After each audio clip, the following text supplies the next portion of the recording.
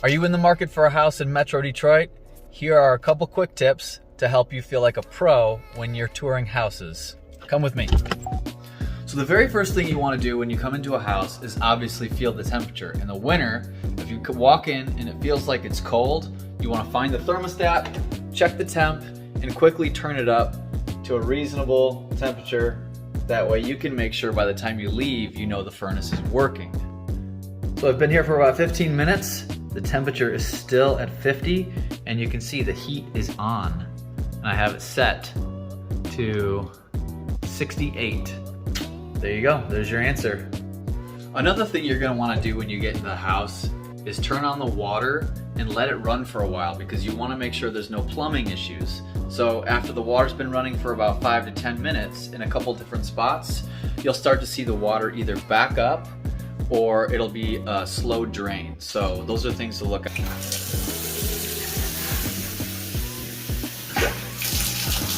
And then just let it run. As you can see, I've been here for about 10 minutes and there's water sitting in the tub, which could mean it has a slow drain. But another thing to look for, these have been opened and the water pressure seems to be low. Another way to test that is after it's been running, flush and watch the sink water. As you can see, the water pressure got even worse once I flushed the toilet. So imagine having your kitchen sink going, the shower, and maybe something else all at the same time, you're gonna lose water pressure. The windows, you wanna see if they're old single pane windows or newer double pane windows. How you can tell. You go up to a window and you take a look. You can see this is a double pane because it has one piece of glass on the outside and one on the inside. That means it's a double pane window. And if you see condensation build up and like on a corner or in the middle, then that means a seal is broken and the window needs to be replaced. You're also gonna wanna come into the basement and take a look at the hot water tank and the furnace, and you can typically tell the age of those items by looking at the sticker on the side. It'll look like this and it'll have a manufacturer's date on it.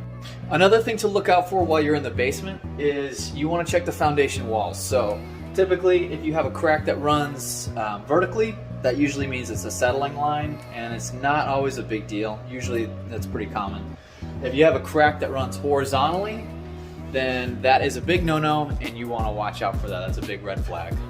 And another thing you wanna look out for when you're outside is just check around the house for large trees. Large trees, the root systems can do a lot of damage to the sewer lines that are underneath the ground. They can do a lot of damage to the structure of the house. So if you see cracks in the basement and there's a large tree outside, it's probably those roots that are getting there and pushing on the foundation. Not to mention, you know, all the limbs and branches that come down and can wreak havoc on the roof. So just take a look for it, watch out. And if there are any questions that you have that are still unanswered after your home tour, ask your agent to send you a copy of the seller's disclosure. I hope that helps. And now, just because you feel like Inspector Gadget, doesn't mean you can skip out on the home inspection. Yeah, that's the word I was looking for. Make sure you always get a home inspection.